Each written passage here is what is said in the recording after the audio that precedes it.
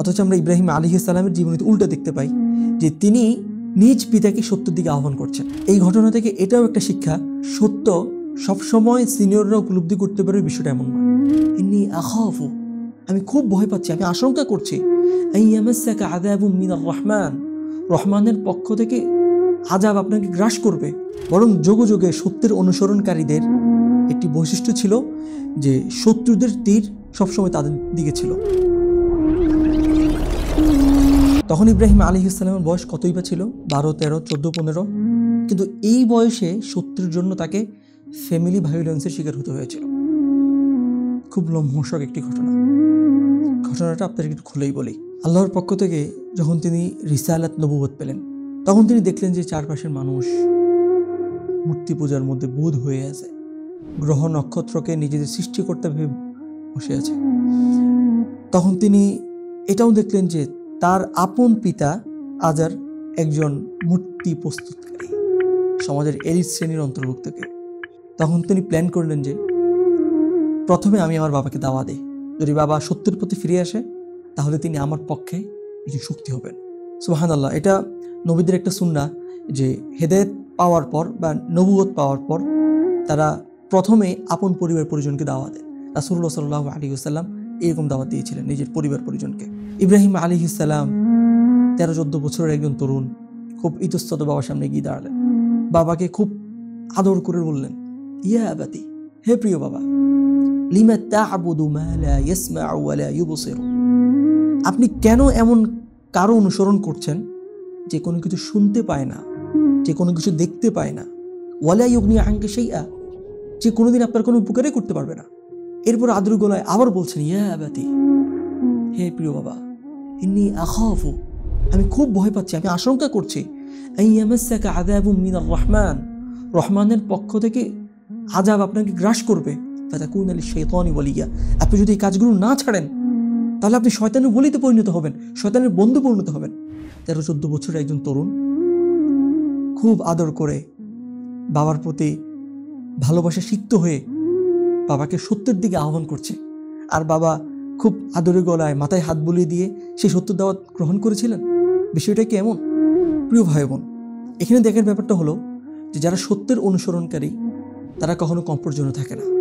সত্য তাদেরকে কমফোর্ট জোনে থাকতে দেয় না, বরং যুগে যুগে সত্যের অনুসরণকারীদের একটি বৈশিষ্ট্য ছিল যে শত্রুদের তীর সবসময় তাদের দিকে ছিল।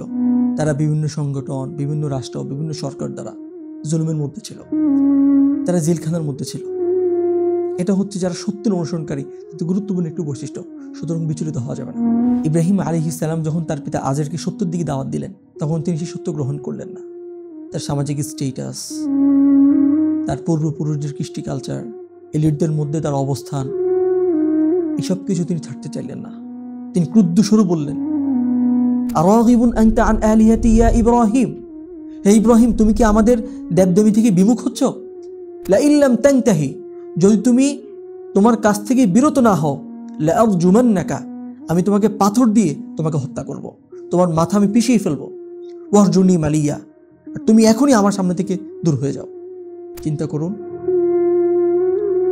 13-14 বছরের একজন যুবক, পুরো পৃথিবীর মানুষ শিরকের পক্ষে, কুফরের পক্ষে, শয়তানের পক্ষে, আর সব কিছুর বিপরীতে একা ইব্রাহিম আলাইহিস সালাম। একজন তরুণের জন্য সবচেয়ে বড় সাপোর্ট হয় বাহ্যিকভাবে তার পিতামাতা।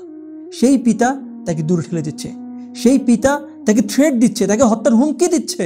এটা কল্পনা করা যায়? তার কাছ থেকে সাপোর্ট সরিয়ে নিচ্ছে। হ্যাঁ, এটাই হকের বৈশিষ্ট্য। যারা হকপন্থী, যারা হকের অনুসরণ করে, এটাই তাদের বৈশিষ্ট্য। যুগে যুগে তাদের পক্ষে কেবল আল্লাহই থাকেন। নিজ পিতার মুখ থেকে এই ধরনের উত্তর শুনে ইব্রাহিম আলাইহিস সালাম হতবাক হয়ে গেলেন। তিনি কল্পনাও করতে পারলেন না যে পিতা নিজ সন্তানকে এইভাবে থ্রেট দিতে পারে।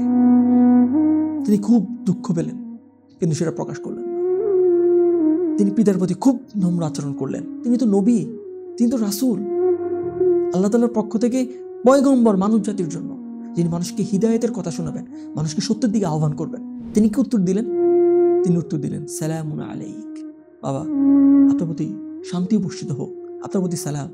সাআস্তাগফিরু লাকা রাব্বি, আমি প্রতিনিয়ত আপনার জন্য আমার রবের নিকট ইস্তিগফার করেই যাব। আল্লাহ যেন আপনাকে সত্যের হিদায়াত দেন। ইন্নাহু কানা বি হাফিয়া, আমার রব তো আমার প্রতি অনেক অনুগ্রহশীল। দেখুন, বর্তমান সময়ে আমাদের পিতামাতা আমাদের সাথে যদি খারাপ আচরণ করে, আমরা তাদের সাথে খারাপ আচরণ করতে পারবো না। তাদের সাথে আমাদেরকে ভালো আচরণ করতে হবে। আমাদের ফ্যামিলির মধ্যে অনেকের বাবা মা দিনদার না, তো তারা দিনদার না হওয়ার কারণে তাদের সাথে আমাদের খারাপ আচরণ করার কোনো সুযোগ নেই। তাদের জন্য আমরা ইস্তিগফারের দোয়া করব, তাদেরকে আমরা বুঝাবো, আল্লাহ যেন তাদেরকে দ্রুত হিদায়াত দেয়। ইব্রাহিম আলাইহিস সালামের এই ঘটনা থেকে আরেকটি ব্যাপার হলো যে বর্তমান সময়ে পিতারা তাদের সন্তানদের দিনদারিতা নিয়ে যথেষ্ট সিরিয়াস নয়। ছেলের ভালো স্যালারি আছে, ভালো স্টেটাস আছে, তার ভালো সিজিপিএ, সে অনেক টাকা ইনকাম করে, তার লাখ টাকার চাকরি, এসব কিছুর কাছে তার দিনদারিতা বা ছেলে মেয়েকে নিয়ে কোথাও ঘুরতে যাচ্ছে, গুনাহ করছে, প্রকাশ্যে পাপাচারে লিপ্ত হচ্ছে, এইসব বিষয়ে কোনো দাম নেই। অথচ উচিত ছিল পিতার পক্ষ থেকে সন্তানদেরকে নাসিহা দেওয়া, সন্তানদেরকে দিনের পথে ফিরিয়ে আনার ব্যাপারে চেষ্টা ফিকির করা। অথচ আমরা ইব্রাহিম আলাইহিস সালামের জীবনীতে উল্টা দেখতে পাই যে তিনি নিজ পিতাকে সত্যের দিকে আহ্বান করছেন। এই ঘটনা থেকে এটাও একটা শিক্ষা যে সত্য সবসময় সিনিয়ররা উপলব্ধি করতে পারে, বিষয়টা এমন নয়। অনেক সময় সিনিয়রদের আগে জুনিয়ররাও সত্য উপলব্ধি করে ফেলে। সুতরাং সিনিয়রদের উচিত সত্য স্পষ্ট হয়ে যাওয়ার পর নিজের ইগো, স্টেটাস এগুলো বজায় রাখার স্বার্থে হককে অস্বীকার না করা, বরং হকের অনুসারী হয়ে যাওয়া। এই ঘটনা থেকে আমাদেরকে এটাও শিক্ষা নিতে হবে যে হক বোঝার পর, সত্য বোঝার পর আমরা পিতামাতার মায়ায় আমরা দিনকে ছেড়ে দেব না। আর এই বয়সটা, তারুণ্যের এই সময়টা, দিনকে নিয়ে এই যে আবেগ, দিনকে নিয়ে এই যে স্বপ্ন, দিনের কথা ছড়িয়ে দেওয়ার এই যে হৃদয়ের তপ্ত বাসনা, এটা অতি আবেগ হিসেবে অনেকে চিত্রায়িত করে, কিন্তু এই আবেগ আমরা ইব্রাহিম আলাইহিস সালামের জীবন থেকেই পাই। এটা প্রশংসনীয় আবেগ। আল্লাহ তাআলা আমাদেরকে ইব্রাহিম আলাইহিস সালামের মতো হওয়ার তৌফিক দিন। আমিন। আসসালামু আলাইকুম ওয়া রাহমাতুল্লাহি ওয়া বারাকাতুহু।